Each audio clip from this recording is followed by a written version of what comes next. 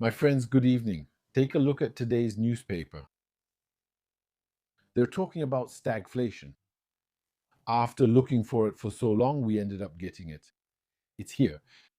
The economy of the United Kingdom is collapsing. What does stagflation mean? So, as indicated, the first part is stagnation. Stagnation means that the economy is no longer growing. Either it stops or it starts to contract. We are in that situation now. We are probably and most likely in a situation of contraction, economic contraction. Why? Remember the video I made some time ago saying that too much taxation kills tax revenue? That's where we are now. It means there's such a tax burden on individuals and businesses that job creators are saying, we're not creating jobs, we're going to lay people off. We're going to hold back, we're not going to invest. Those who can are relocating and so on. So what happens? No matter how much taxes are raised, the reality on the ground is that tax revenues are going down. Why? Because we're taxing an economy that's getting smaller and smaller. And what's suffocating it? It's precisely this taxation. You see, it's a vicious circle. Stagflation. And inflation, as the name suggests, means inflation. So we have runaway inflation. So indeed, the cost of living is rising at breakneck speed. Practically, I can no longer buy the same product twice at the same price. Every time I go shopping, each time I find that they've increased compared to last week or last month. So prices are also rising faster. Another thing as well, we have a rise in unemployment. Why? Because unemployment happens when we tax job creators. So when we punish job creators, what will they do? They won't create jobs. On the contrary, they'll start laying people off. So we have more and more people who don't have work. I know people who lose their jobs, sometimes both in a couple. That means the husband gets laid off. Then the wife's company goes bankrupt in turn. So it's really starting to take on proportions that could bring us back to dark times. I'm thinking, for example, of the 1970s when this country went through a crisis. But it's something that's only going to keep getting worse. To talk a little bit about something else, another topic, in the United States, well, actually, it's not really another topic. I'm comparing peoples who have decided to overcome their difficulties and peoples who have decided to please Madonna. Because if you look, the Americans, when it comes to voting, what do they look at? They focus on their own and their nation's interests. But the interest of the nation, that's maybe a little bit abstract. If I tell you the interest of the nation, what does that really mean on the ground? They look at the interests of their children, their jobs, their security, their schools, their hospitals. You see what I mean? They look at things that are down to earth, something basic. Whereas the European, I feel like he's steeped in a sense of superiority. He belongs to a kind of mental aristocracy or something, which makes him think differently from the American. The European, before voting, thinks about some supreme good which he can't necessarily define. But he thinks about whether his act of voting on a moral level is something worthwhile. So he looks at politics from a moral perspective. And at that moment, he becomes very receptive to the moralizing messages that are shown on television. So we have comedians, we have clowns, we have soccer players, all of them coming and saying, this is how you should vote. And the French people, like the British people, will vote by listening to them. They will never vote for their own interests. So, if you take a look at what's happening in the United States, Doge is stepping up its efforts. There are guys working with Elon Musk, young people, they're on average 25 or 26 years old. They don't sleep. They sleep on site, actually. The few hours of sleep they get, they sleep right there. And they're going through the accounts at a fast pace to try to see where the taxpayers' money is going. And what they've done is first they've shut down the agency called USAID.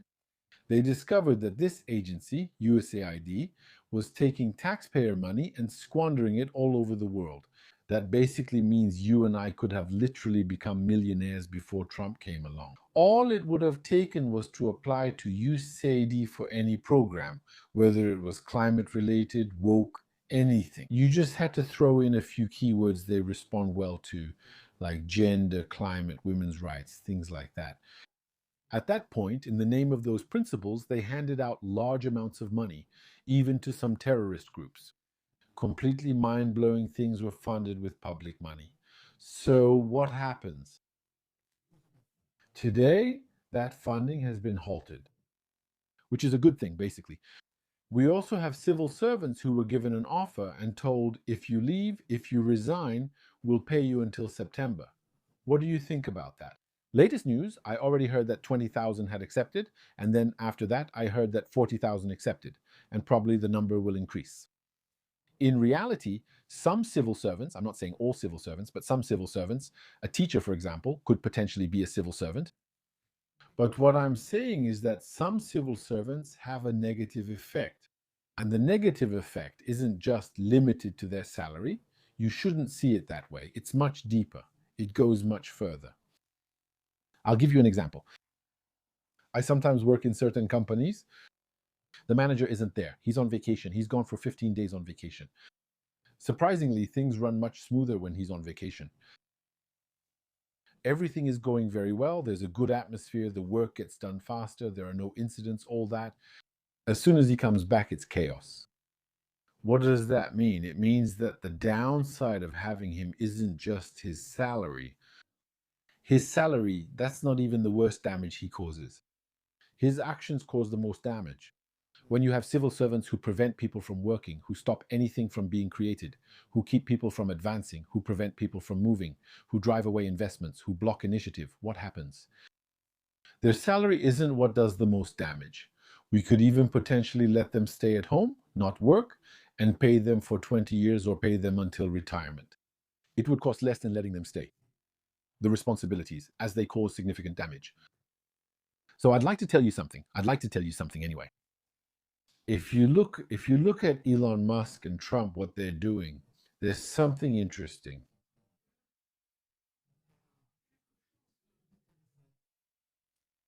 What is he doing? Look, he is in the process of reducing the size of the state. He is closing down state agencies. He is asking civil servants to leave. He is repealing laws, repealing regulations. Doesn't that remind you of something? Doesn't that attitude remind you of anything? We're dealing with the anarchic or anarchist left. It's the anarchist left. We're literally on a line of literally, I don't know if Lenin he was once suspected of anarchism. But it's more, I would say we're more on the side of Rosa Luxemburg. We're at that point. We are. Because anarchist doesn't necessarily mean chaotic. It doesn't necessarily mean disorganized.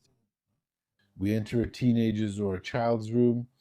His room is completely messy. We say, what anarchy? Why? Because we've been programmed to think that way. Be careful. That's mental programming. It's programming. It's programming that leads to enslavement. Let me explain. Because we've been programmed to think that if we don't have a state, if we don't have a bureaucracy, if we don't have police hanging over us, if we don't have people searching, watching, if we don't have surveillance cameras, if we don't have spies monitoring our communications, all of that, it will be chaos. No, that's not true. Look, if I take that company I mentioned earlier, which works very well when there is no manager. By the way, there are even companies today that sometimes have thousands of employees. They don't have a single manager. You could say that this is an example of anarchy in practice. But not anarchy in the sense of disorder. It's anarchy in the sense of autonomy, in the sense of responsibility. People are mature enough to manage themselves, to define their own properties, their priorities, to be able to do a good job without needing someone constantly hovering over them. All right? So today we are dealing with shrinking the state with the elimination of government agencies and all that. We are literally following an anarchist left-wing approach. You see? Anarchist in the noble sense of the word, let's say. Okay? So, if you look, I'll tell you something about USAID that was shut down. There's something very interesting. That's what we call redistribution. Because USAID takes taxpayer money and redistributes it. How does it redistribute? It doesn't redistribute in a transparent way. It doesn't distribute with the taxpayer's consent. It doesn't distribute in a way that would have been approved by the taxpayer. No. In complete secrecy, it distributes money for ideological pursuits, which the taxpayer would never have accepted, would never have agreed to. It paves the way, you know? I'll tell you. Subtitles CBC Radio Canada. In our society today, the fruit of our labor is captured. And a growing part of the fruit of our labor, of our income, is captured by the state. And then afterwards, it goes to organizations, associations, systems, administrative bodies. What you want is for it to redistribute wealth towards positions that we would never have created if we ourselves had the possibility to track and control where the fruit of our labor goes. Here's an example to illustrate the idea. Let's imagine that we're on a ship and it sinks. There are about 100 of us stranded on a deserted island. After a while, nobody comes to save us. And then we decide, well, guys, listen, we're going to have to get organized. We're going to have to work. And then everyone, you're a carpenter. You'll be the doctor from now on. You'll be the island's doctor. You'll be, I don't know what. And everyone will either learn a trade or use their trade and start to create a kind of community life on the island. Okay. Now, we are free. We are about 100 people. We live in anarchy. We don't have a president. We don't have a king. We have no one leading us. We coexist by mutual agreement. And at that moment, in your opinion, I'm asking you, I'm really asking you. Let's imagine that on this island, we're sitting around one evening talking and we say, listen, guys, this year we've gathered X tons of wood, X tons of berries, X tons of apples, all that. Here it is. We have everything. All the wealth that we have gathered in a small shed, right, from what we've produced. I'd like to tell you something. I've noticed that Michel plays soccer well. I saw that he found a plastic bag, filled it with leaves and stones, and I saw that he was an outstanding dribbler. I saw that he can kick the bag and make it go between two coconut trees like no one else. And I think that this Michel, what we're going to do, because he's a good soccer player, we're going to give him half of our resources. We're going to give him half the wood, half the apples, half the fish. We're going to give them to Michel because precisely he's an excellent soccer player. And we'll pay Michel much more than the surgeon, much more than the nurse. Do you really think that would work, honestly? Do you think that would work for even a second? Okay. That's not possible. You know it doesn't work that way. All right? I would have been the laughingstock to him. No one would have done that. Yet we live in a society today where a football player can easily make 500,000 euros a week. Our wealth goes to roles that, if we had the choice, we never would have chosen to fund. Today, when I see someone, I'm not even talking about a celebrity, I'm not even talking about a singer. Let's imagine on the island, I say, this guy, he sings well. And because he sings well, we're going to give him so many resources that we're all going to deprive ourselves. We're all going to live with the bare minimum. We're all going to end up at survival level. We'll give him so many apples and fish that even if they rot outside his hut, it won't matter. He sings well because he knows how. He's a singer. We'll pay him that much. We'd never do that. That's not possible. We would never let so much wealth go to such trivial positions. I say this with all due respect for singers, and again with all due respect for football players, but you can clearly see that we've lost all sense of proportion in the society we live in. Today, we literally have a celebrity. He marries a woman, he divorces her. And just because this woman, her only merit in society is having married this celebrity and divorced 2 years later, she's a multi-millionaire. Do you really think that if we had the choice as a society, we would have given millions to a celebrity's ex-wife? Really, do you think we would have done that? Never in our lives. So what happens? We live in a kind of world today where there's a forced redistribution of the fruits of our labor. If you look around the world at the history of humanity, if I have to describe the history of humanity from that angle in 1 minute at the beginning, we started like on the island of Hertes. Everyone worked on their own. Everyone produced. You produce milk, you drink milk, you produce bananas, you eat bananas, and then from time to time you try to trade with your neighbor, a good arrangement. I give you bananas, give me some milk, something like that. Afterwards, what we did was move on to another system. As soon as we started working collectively, that's where the problem began. Once we started working collectively, things started to happen. That is, people came. It's as if we were on the island and suddenly someone arrives by force and says, now you work for me on the island. I'm going to spend the day partying and all that, and you work for me, and I take the fruit of your labor. So that hasn't changed until now, actually. What happened? At first, we had slavery. Slavery is when you make someone work and you take by force the fruit of their labor. Afterwards, we had, and we even had a coexistence. I'm not saying afterwards in the sense of one system replacing another, but rather a coexistence. Afterwards, we had feudalism. Feudalism is about serfs, people who are reduced to servitude, so they are reduced to servitude. That means he will work for a local lord. For example, he will work the land which does not belong to him, and he will give the largest part of the fruit of his labor to the landowner, who, as a landowner, does not work and does not need to work. You notice in this system, the less you work, the richer you become. That sounds familiar today. We notice that today, the people who struggle the most in a company, the people who work the hardest, are usually the ones who are paid the least. Take, I don't know, let's say Veolia, for example, just to mention one at random. I think they're part of the CAC 40. You can clearly see that it's not Dede or Raymond, the guys picking up the trash and breaking their backs at 5 in the morning, who are the highest paid. It's actually the CEO, for example, and the people in his circle, those around him. You see what I mean? So this system means that those who work end up giving the fruits of their labor to owners who live off a passive income. They're basically rentiers, really. That's what it comes down to. It all comes down to this. Technology is leading us back here. Today we call it technofeudalism. Technofeudalism means that, for example, you have a digital space that's getting more and more expensive. Try advertising on Google and let me know how it goes. Nowadays, if you want to occupy digital space, you have to pay millions. Millions and millions. It's just too expensive. So most people can't have an online presence. Let me give you an example. Someone opens a hotel. They can't just show up online. They can create a website if they want. Yes, they can create an Instagram, create a website, but their website will be invisible. Their Instagram will be invisible. And the only way to be visible is to pay a lot. Since digital space has become too expensive, what does he do?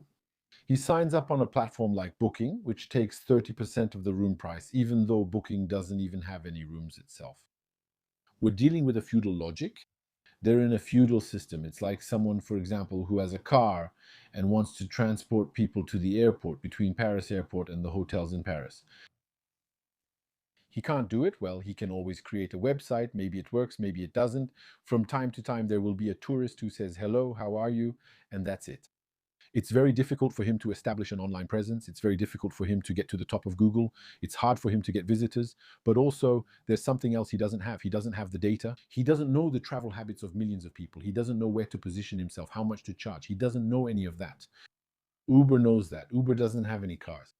But what he can do is precisely position himself within a logic of techno-feudalism, where he will go to work, quote unquote, for them. In fact, he doesn't even really work for them. He's not employed by them. He goes to work and gives them a huge part of his income precisely to justify his presence in their technological space, which becomes, and again, we're in a logic of techno-feudalism here. So, the other option that came about is what we simply call capitalism. Today, we're in a capitalistic situation where people have to give up a good part of the product of their labor. Give it to the company, of course, and to its managers and investors, to its shareholders, etc., to the stock market, really, while keeping the minimum for themselves. Because the real value, for example, at Veolia comes from the workers who are actually collecting the trash. They're the ones who create the value. The others are there just to capture value. And the value capture system takes more money than the labor system. There's clearly a dominance of financial interests over labor. You see it clearly, and you see it in your everyday life. You create a lot of value, and you only receive a fraction of the value you create. Where is the rest? Where is the rest of the money? Where is the rest of the value? Because you create value. Because if you work as an employee, you get paid. You're not being paid as charity. No one is doing you a favor. You are being employed because you produce value. The money you get is only a fraction of the value you create. Where does the rest go? It gets captured. So what's the purpose of the system? The purpose of the system is to capture more and more value, not to let you have any way out. Every time it gains value, it asks itself, how can we take even more? It's a bit like, for example, the government with progressive taxes that keep increasing. New taxes are created, and then the government also captures value in other ways. For example, you are forced to spend in a certain way through bans, mandates, and behavior shaping taxes. You buy a sugary drink, you have to pay me. You're stuck in a traffic jam, you pay a traffic jam tax. Here in the United Kingdom, I saw an ad yesterday that said insurance, skip the hospital waiting lines. Notice, skip the hospital waiting lines. It's not an economy that creates value. Why? Because if I sell you potatoes that I grew, I created value here. I have potatoes, I have added value clear. You're going to pay me, I'll give them to you, you'll eat them. But here, there's a waiting line at the hospital, which sometimes lasts several years, where people die before even reaching, before seeing a specialist, before seeing a surgeon. Okay? There's no value in that. That's a big problem in society. In a society that squanders billions here and there, and we have people who have to wait until they die, who wait in the hospital corridors, sometimes even in the emergency room. They wait until it kills them. Okay? Now I have an insurance company that comes to me and says, pay me and I'll let you skip the waiting line. There's no added value being created. Here, what we're doing is monetizing a problem. We have a problem and we say, hey, let's latch onto it and take some money. Hey, pay me because you're desperate and I'll put you ahead of someone else.